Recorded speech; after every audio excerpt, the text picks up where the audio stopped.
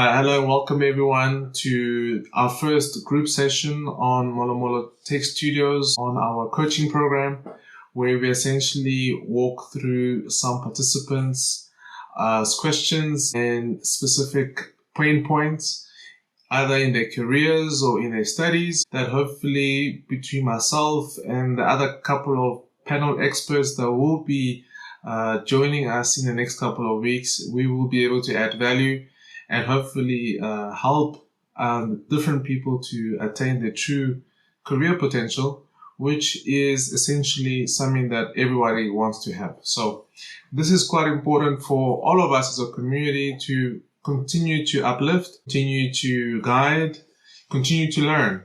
And this is a way as a means to try and achieve that. So I'm going to take a few minutes to explain the concept, which is quite important for everyone who's watching this. So MoloMolo Tech Studios went from a podcast to essentially a plethora of services. One of them being kind of the weekly Marula Bites news, where we go through different news that are affecting Africans. The MoloMolo African Tech Stories podcast, where we essentially still deal with the stories, amazing stories of tech champions across the African continent, that essentially give us the inspiration, but also valuable lessons for us to take and to grow as Africans in the way to do things, but also in our ideas and our exchange on how we can improve our different communities. And now we have a coaching program. Now the coaching program is divided into different levels, where we have a one-on-one established level, essentially for engineers and tech professionals who are in their middle career path, which is between 5 to 8 years, and are trying to really get to that next level of seniority. And that's something that myself and the other industry expert can definitely help. And that's a 3 months coaching program, which is a one-on-one coaching on a weekly basis, where you get time with me and we go through a very rigorous program for you to have tangible results that will indeed bring some clear change, either in your current workplace or give you clear vision on the next workplace that will really maximize your potential. So that's essentially the mature level. Then we have the entry level, which is essentially today's session, which is a group session for different individuals from academics, essentially in academia, who are still students or undergrad, some of them graduates, recent graduates, and others just started work, who really need guidance, I remember when I was, the age in mid-20s, early 20s, mid-20s, and going towards kind of late 20s, where I didn't really know what I wanted. I mean, I think I knew. I mean, I was getting a degree, but there were so many things that I wasn't sure of. There were so many things about the workplace, about kind of best practice, how to prepare for interviews, how to project myself, how to have professional branding.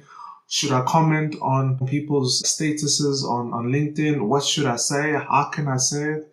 How can I be more assertive? So many questions. And those questions are often left unanswered, are often left feeling like, man, where do I start? So this is what this group session is about. We're going to bring different established level professionals, also in the 5 to 8 years, who will become mentors and advisors for these entry level engineers or tech professionals who essentially need help. So that's essentially what this is about. This grouping session hopefully will be 30 minutes to 45 minutes long, and we will try and go through some questions and answers that essentially the students in our WhatsApp community, and I will put a link in the description of this video, and also I will kind of give a sense of what it's about. And it's just a really amazing thing to see that over 80 to 85 people have already joined the community in the last week, which shows that there is a dire need for Africans to get advice, to really improve their community and really feel like they are winners by having people speaking to their lives on how they can improve the different things that they are struggling with. So that's essentially what this grouping session is about. So without further ado, let's get into it. So we have a Google form. I'll also put a link in the description below, where you fill out with essentially where where are you from, in terms of career, what are you trying to achieve. And of course, this is all confidential in terms of essentially not revealing data, so I will not show it on screen. So I will just read through it.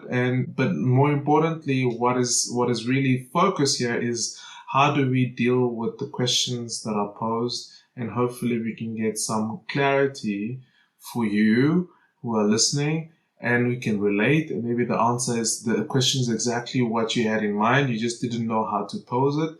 This is essentially the platform for that. So let's get into it and let's go with the first question. All right. So in terms of the first question, we have someone from mining and mechanical engineering industry. I believe this person's name is Duncan. Duncan, if you didn't want me to tell your name, you didn't purposely ask not where you are, where you live and where you study. So Duncan, the hypothetical mining, mechanical and consulting person, is asking the following question. Just recently, I had an interview and it was a disaster. I'm sorry. I'm really sorry to hear that. And my mind was shut. I couldn't properly answer questions. I was nervous. Only after the interview, I had the answers and what I should have said. Also, recruiters are not responding to my mails. How can I land a job in a specific area I want to work in? For instance, I want to be in a specific area in a specific job. I want specific opportunities. I don't just want to apply for lots of jobs. Say I want one specific job and exact one job.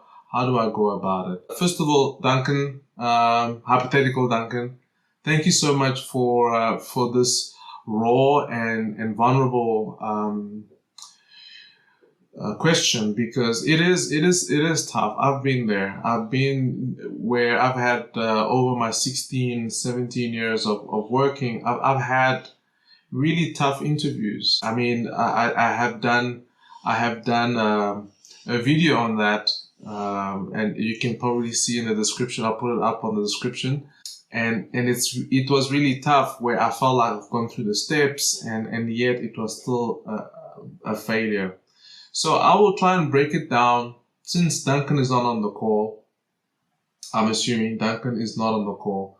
I will try and break it down in a couple of steps. And this is quite important. I think the first thing that happens, at least for me, and I think for a lot of people that I've spoken to that go through this, when your mind is shut, or when you feel like you're not really giving the answers that the person is looking for, and you can see it in the body language, right? You can see, oh my word, okay, hey, I should have said something better, or I should have been more articulate, I should have really kind of honed in on that specific point. I think it's very important, even during the interview, to kind of stop. And it's okay to even ask, did that make sense, what I said? And 9 times out of 10, the person will be quite gentle and candid with you and say, you know what, can you just kind of think about your answer a bit more and kind of give me what you really think, or a different version of what you just gave me. And that really is a strategy that you can use. Your first answer is not your last answer at an interview unless you make it so. So the interviewer is really putting the time aside to really want to find out who you are and what you know. And if your mind is shut, oftentimes it's got to do with stress, and it's okay to just ask if you made sense. And if the person actually says, you know what, not really, but I think we should move on, then you can actually say, you know what, maybe we can come back to this answer in the end, and maybe I can give you a more elaborate answer. And oftentimes the person will say, okay, sure, I will do that. So you're also in control of the interview from that perspective.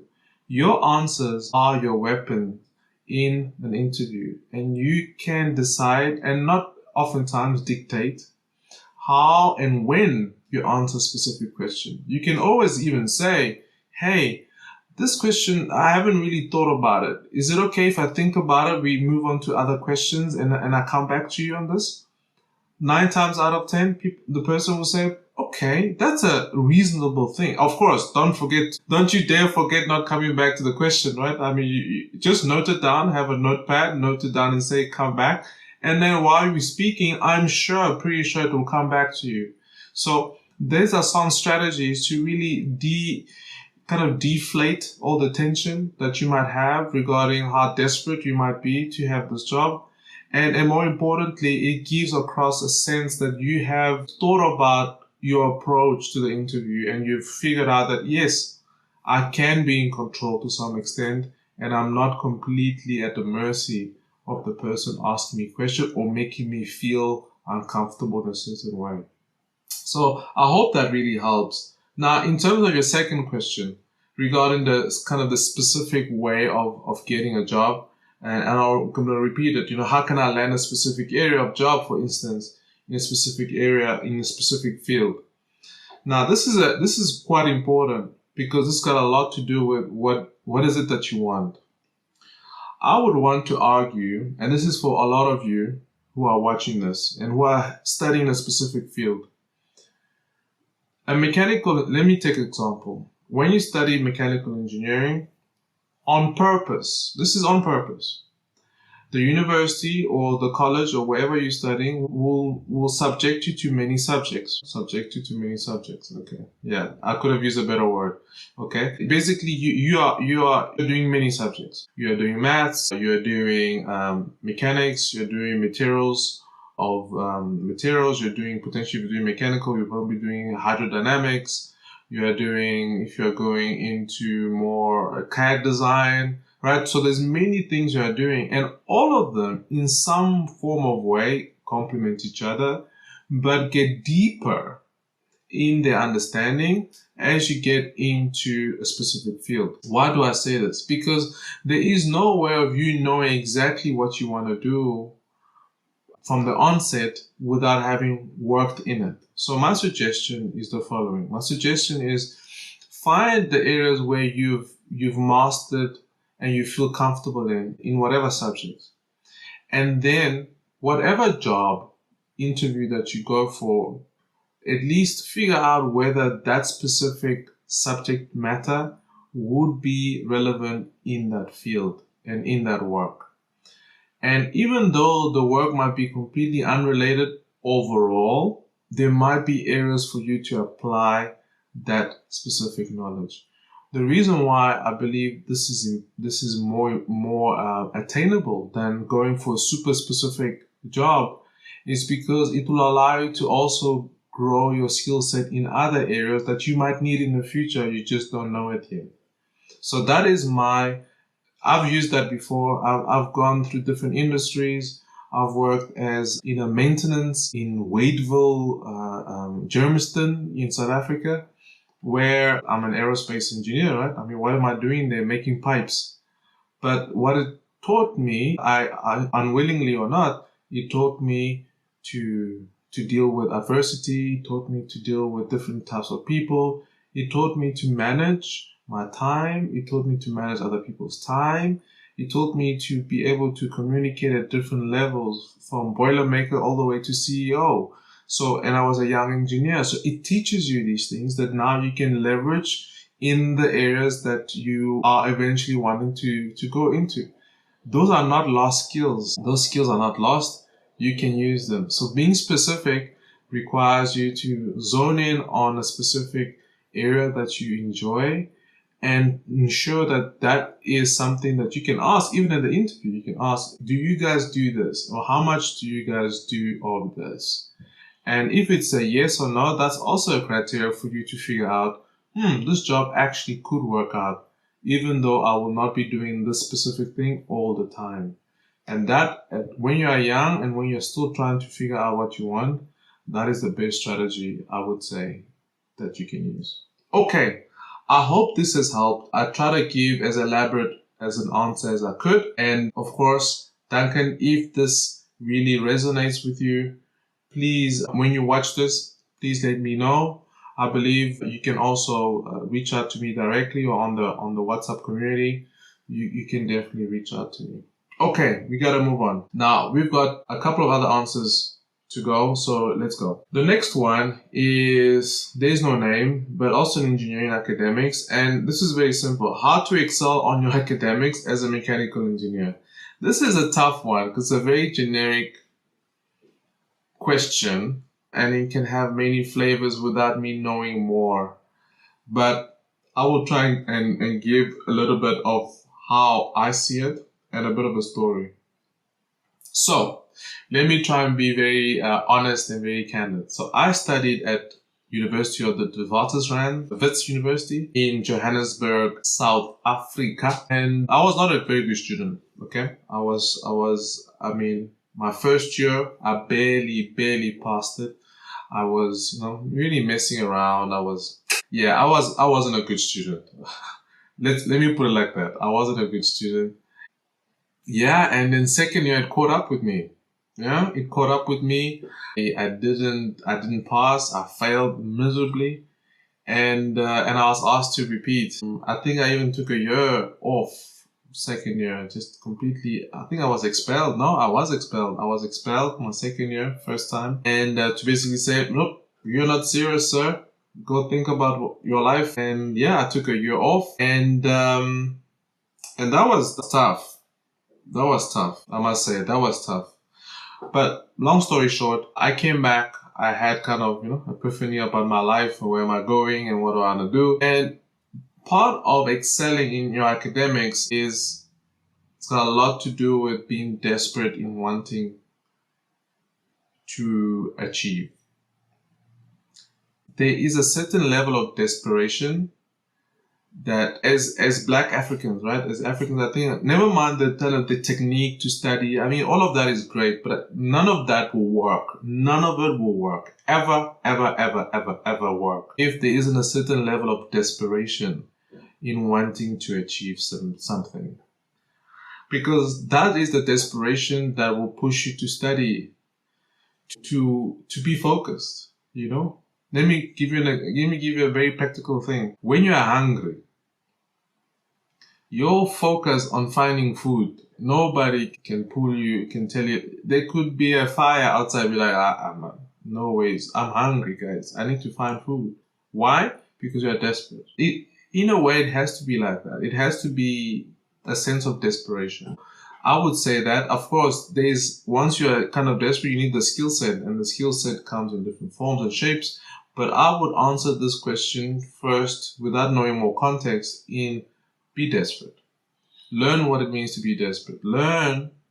Find out, speak to other people who have dropped out and find out how they're doing. Some of them will be saying, they're doing great. I don't even know why I studied, blah, blah, blah, blah, blah.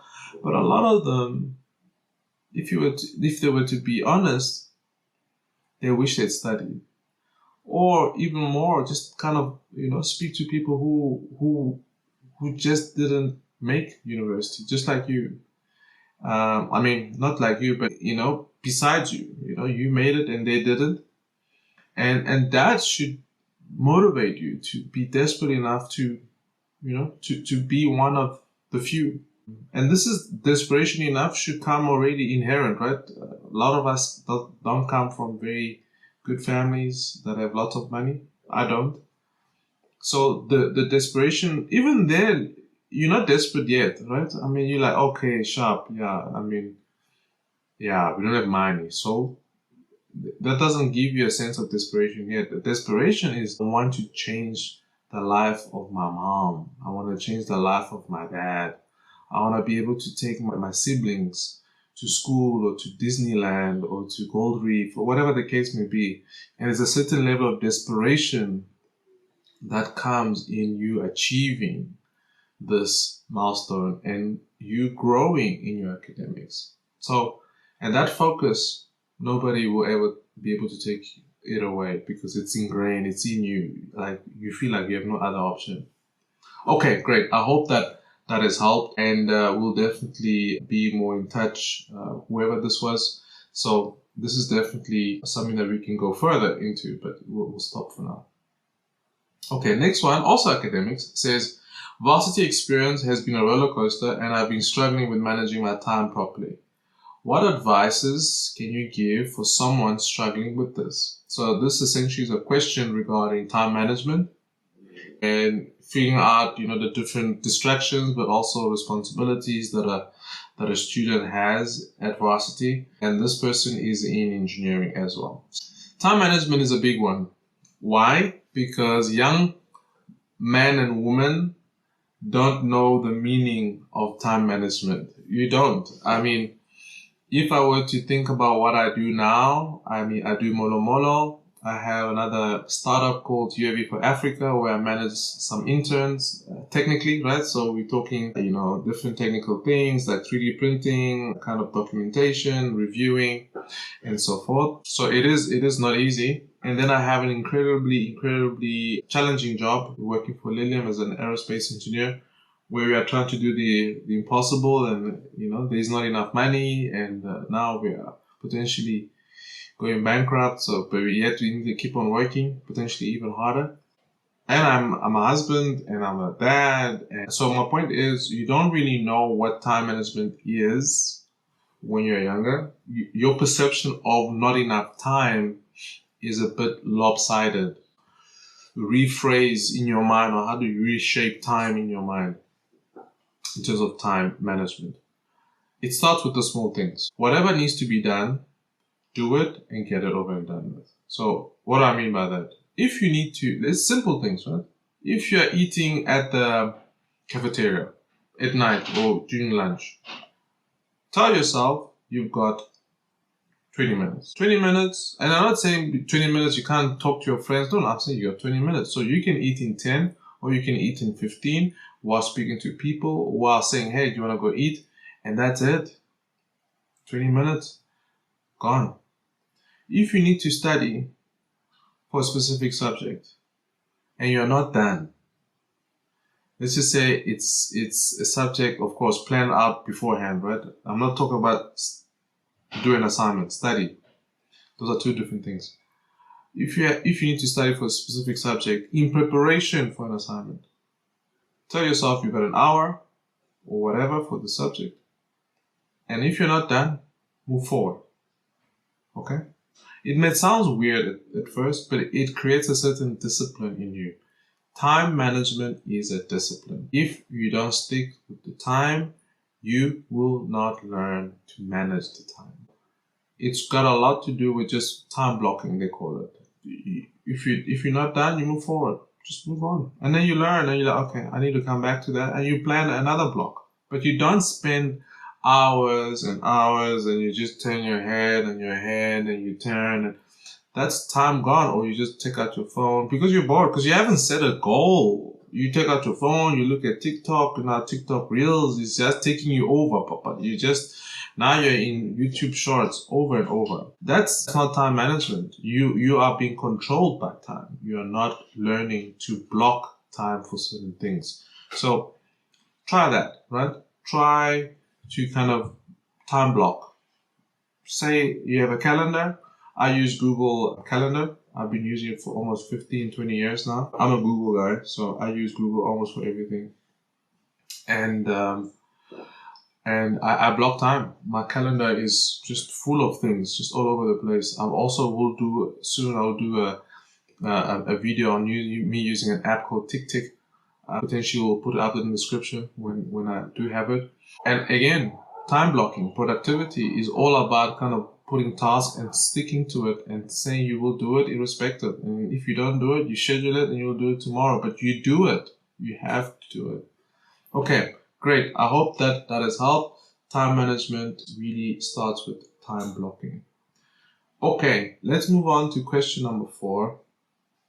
And this is from Cabello, also engineering and interview preparation. It says, as I'm currently finalizing my degree and I'll be receiving a couple of interviews for my first job. He didn't finish. Okay, I guess it goes with the interview preparation selection. Okay. Good to hear, Cabello, that you're almost done. And congrats for getting up to this point. So I think interview preparation is such a broad subject, but I will try and break it down. So preparing for an interview it's got very little to do with the company.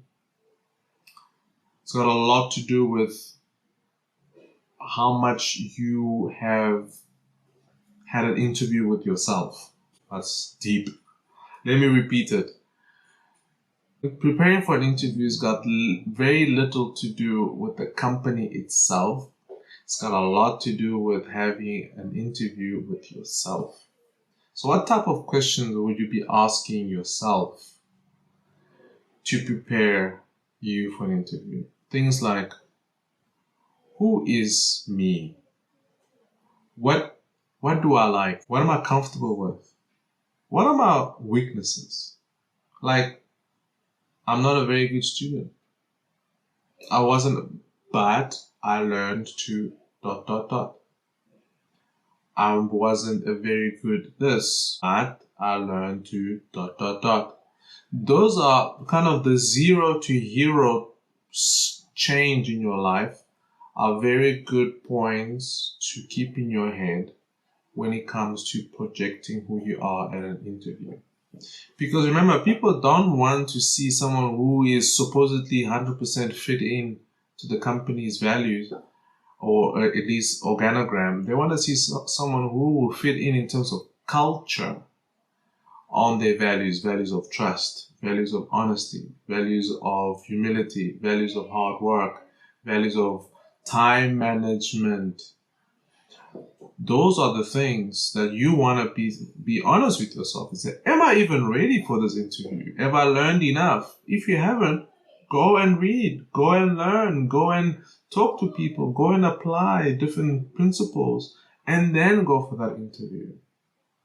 So it's got a lot to do with yourself. Ask yourself the question. What did I just say? Loyalty, courage, punctuality, time management. Okay, so honesty, collaboration, communication, right? Those are the things that you want to be able to say, okay, I need to work on those.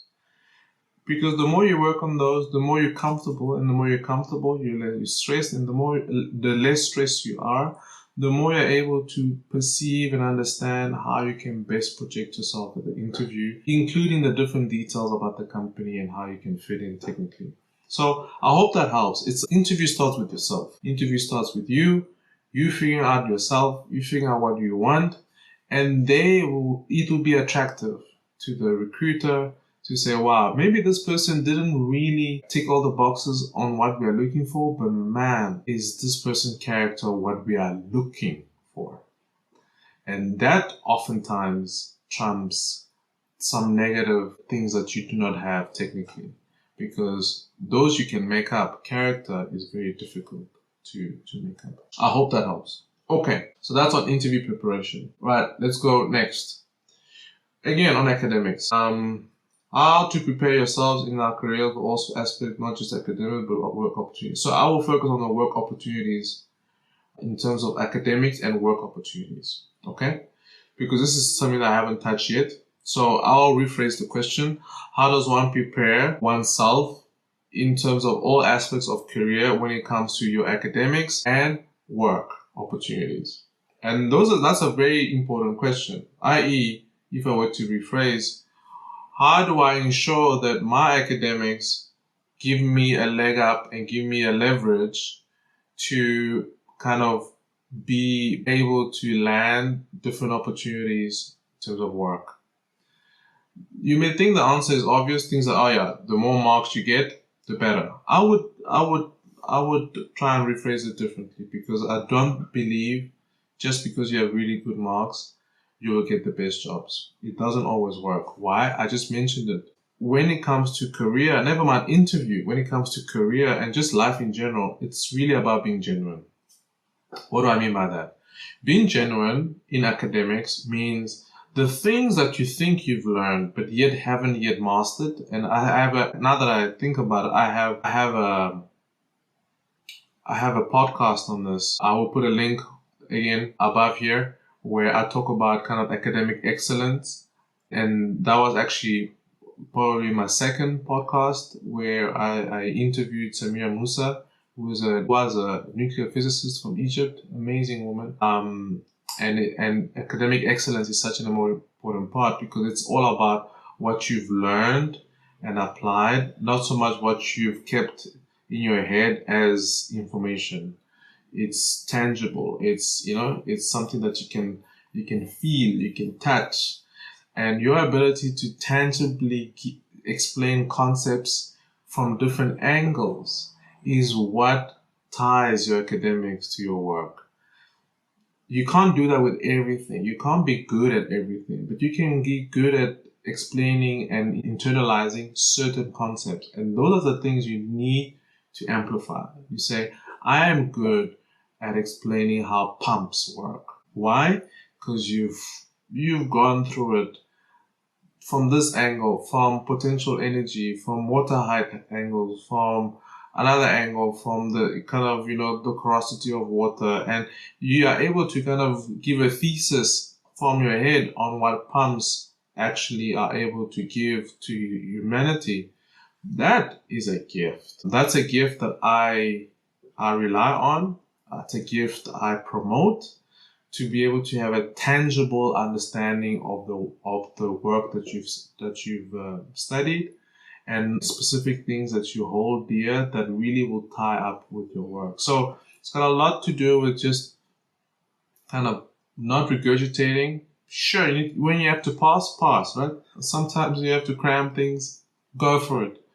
And there is no wrong or right when it comes to that. But when it comes to saying, this is what I really want to know and want to be known for, and I really want to go deeper, then it's up to you to really go deeper and just really get the nuances of all that specific area. Like I said, it could be anything. It could be microelectronics. It could be Arduino. I mean, are you the Arduino guy? Know the different things. Or are you the trucks guy? The different types of trucks and the gearbox in the trucks, or, kind of knowing the nuances. That is what puts you apart from someone who supposedly knows the theoretical. Kind of the companies and what they do, and you've read about it, and you read about it, and you go on the internet, and you're interested in it, and then you go into it. And 9 times out of 10, your work opportunities will be dictated by that specific skill. Okay, I hope that makes sense, and I really hope that gives some context. Let's move forward. Question number 6, almost done, out of 7. Also in engineering, interview preparation. And it seems like it's the same. No, it's someone else. Sabata. Okay, hey Sabata, where are you, my man? You're supposed to be, on this call. But let's go for it. Okay. It says, I'm currently completing my final year and have started job hunting, so need a bit more advice on how to interview better. But this time, my question is, if I have multiple offers from companies, okay, nice. What are some things that one needs to consider mostly? Would you recommend starting with a small company and growing with it, or just go ahead and work for a bigger, well-known company? A very, very nice question. First of all, stop flexing, Sabata, ne? That you have multiple offers from different places now. You're saying, yeah, maybe small, maybe big. Hey, keep it to yourself. No, I'm kidding. By the way, Sabata is actually one of the interns that worked on my other startup called UAV for Africa. By the way, for those who are looking for internships, I'll also put another link below regarding UAV for Africa. Essentially, as the startup that incubates interns from engineering, specifically electronic and also aeronautical engineering, but mainly electronic. And the idea is to be able to go through industry-grade projects that gives you exposure, but also allows you to complete your vacation work. It's not a full-time job. It is definitely not well paid, but it gives you the ability to work with me on a technical level so that you're able to get in return the experience and the need to have fulfilled your vocational training. So that is what UAV for Africa is about. And at the end of the day, we are trying to build a drone. That's something different, but definitely it's a good opportunity. And Sabata was one of the highlights of this past few years of the internship. So how do I answer this question? I think, first of all, it's a good problem to have, number one. So it's a very good problem to have. But how will I answer this question? I think there are many ways of looking at it. And there's no right or wrong, okay? So let's just get that out of the way. There is no right or wrong. But how I will handle it and make the choice, you will most probably find it's got a lot, as a young engineer, it's got to do with support, okay? 9 times out of 10, okay, let me not say 9 times out of 10, but most often than not, a small company does not yet have the capacity to support a young engineer as he or she needs on a daily basis. What do I mean? A young company needs to be agile and be quick. And usually if that's your character and you are accustomed to just working with the flow and learning as you go, I think that's perfect. It is incredibly perfect for you to do that and know that you will get the support whenever you need, and you are very much, you initiate and you are able to do what you need to do. Go for it. Okay. So that for me, that's essentially perfect fit. But if you're a bit more shy and you're still trying to discover yourself, you don't really know what you want, and you really need a bit more guidance, a small company will frustrate you. Most small companies. I'm not saying all of them, but most of them. So, and a larger company could also drown you. So it's not a yes or no answer, right? A bigger company could drown you. And so you need to be able to ask very specific questions, even after the interview. Ask them through email or phone or whatever. Say, hey, in terms of an internship or mentorship program, is it something that is formalized, or will it be agreed between me and my manager? Write this question down. Is it formalized? Ask the question in terms of mentorship. Is it formalized, or will it be something that will just be agreed between me and my manager? If the company comes back and say, hey, Mr. blah, blah, blah, blah, actual fact, we got a very good mentorship program that we run on a bi-weekly basis where it will be recorded on your HR profile, and there's many opportunities for you to contribute to other new members who might be coming through the door. That is a clear sign to go for that company. Why? Because it's ingrained in the culture. It is something that the CEO, the general manager, whoever has said, yes, we want people to be supported, we want people to be empowered, and we want to check how that is going. And that for me is crucial. If both companies says we don't, then what you should rely on is the answer regarding what they can provide and your character in terms of accepting different ways of working. I hope that helps, because it's not a straight answer. It really got to do with kind of the internals of the company and what are they actually doing. And you can ask before taking the job. You can ask and they can come back to you with an answer. All right, Sabata, I hope that helps. Last but not least, I'm assuming this is Oratile. Yeah? We are on to your question. I'm assuming this is yours. So, all right, this is also in engineering, technical communication.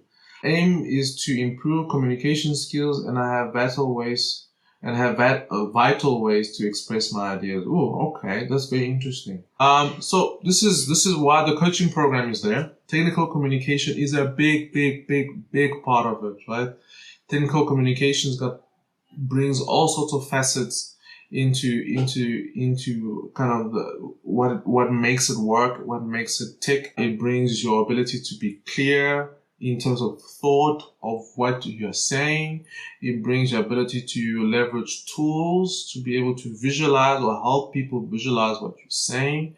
It brings your command of the language, whether it's English or whatever the case may be.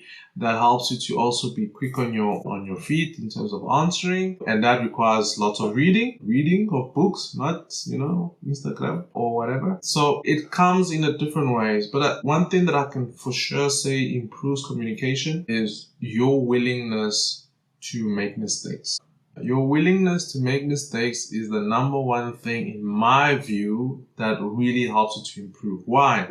Because in anything that you will do, whether you're reading a book or whether you're learning PowerPoint or whether you are learning how to use Google Draw or whatever, those things are nice. But if you're not willing to talk and make mistakes and explain it to your friend, explain it to your mom, explain it to your colleagues, explain it to your teammates, and really articulate and almost have an out-of-body experience of how it's coming out and how the thoughts are being structured, and willing to make mistakes and learn from them, you will not grow. I used to stutter. Can you believe it? Me. I'm speaking in front of a camera and projecting my videos all over the world with so many people. I mean, I think already 20,000 views, which is amazing. Thank you everyone for the support. I used to stutter. I could not speak to more than 2 people at the same time. I start stuttering. And that came with a lot of practice, a lot of mistakes, a lot of trial and error, a lot of saying, I'm desperate to want to learn and grow, and a lot of just speaking in different contexts. So my suggestion, Tile, I'm assuming this is your question, right? So forgive me if it's not. Is to speak, to make mistakes, to let it out, to make comments, to be in a debate team, even if it's not formal, just kind of speak, okay? Speak. And just kind of learn from different people how they speak. And I mean, one of my favorite speakers is Barack Obama, just that his aura and his clarity of thought and his willingness to just pause and just let it sink. That is amazing kind of way of speaking. And that is something that I admire. I'm nowhere near his level, but I also know that I'm way past what I used to be. For sure. I'm able to articulate, and in a lot of places, I am probably the most articulate person in the room. Now, that is a gift that I don't take lightly, but it came through blood, sweat, and tears. And that a lot of those tears had to do with me just fumbling on what I'm saying. But don't stop speaking. Don't stop trying to speak. Don't stop trying to articulate your ideas. Don't let people shut you down because they feel like you cannot speak properly. Keep speaking, keep learning, keep reading, keep drawing, keep typing. And that, in my view, would really get you to a really high level of communication, especially when it comes to technical communication. Okay, so Oratile has sent us another question. I want to know about the most important process you had to go through that helped to come from zero to hero. I find your story comment might help me. Okay, so essentially you want to know kind of the most important key processes that I had to go through to go from hero to zero, right? So first of all, in terms of if you want to know kind of my story, Oratile, go onto the MoloMolo Tech Studios YouTube channel. We are literally everywhere. Just MoloMolo is one word, as you say it, right? Molo, which means slowly, slowly. It's not Molueni. I know some South Africans will be like, it's Molueni. No, it's not Molueni. It's MoloMolo. Okay, it means slowly, slowly. And the reason I chose that is because it's very personal. My hero or my zero to hero was very slow. Like I said, I was not a good student. I wasn't. I'm not when I work with all these engineers who supposedly aced their exams in very affluent universities, I wasn't that guy. Of course, eventually I did, third, fourth, and then did my master's, and then eventually, kind of took off from there, did my PhD, and surpassed some of my colleagues in terms of academics. I didn't start like that. And I think the process, I would go back to that desperation, right? Oratile, desperation. For me, as an African, that's the biggest tool you have, is to leverage where you come from as a weapon to propel you to just go forward. No time for games, man. No games. Just go for it.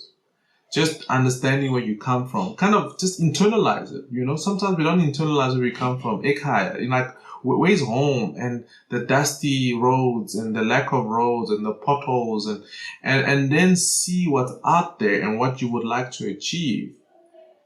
Have that to say, I don't want to go back there. I don't want to be that uncle who goes by the shebeen and just drinks his day every day.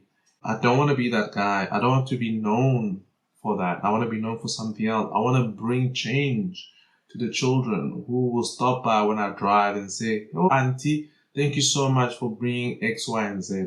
That's what I want. When you have that internalization, man, it's a weapon. It's a weapon that really says, man, whatever comes my way, I might fail. And I have failed. Like I said, right? I have failed. But I will get up. I will keep on going. I will keep on striving. And I will keep on trying. And funny enough, just the fact that you've done that, the world just opens up. And your heat and your zero is becoming 1 and 2 and 5 and 10, to the point where a little boy from, I used to live in Berea, used to live in Yeovil. I went to school there after coming from Cameroon and Italy, whatever. And here I am in Munich, Germany, living my best life, as they say. So it doesn't come from nothing, but it comes from that understanding of where you come from and using that as a leverage to propel you forward. Thank you so much for joining, all of you, for listening to the first coaching session, group coaching session on MoloMolo Tech Studios. We will potentially have one every single week to try and give some impetus on the different challenges, questions that different students might have that really could bring some clarity on how they can tackle and improve their potential. I'm Dr. Polan Kantwe. Thank you for watching. Until next time. Ciao.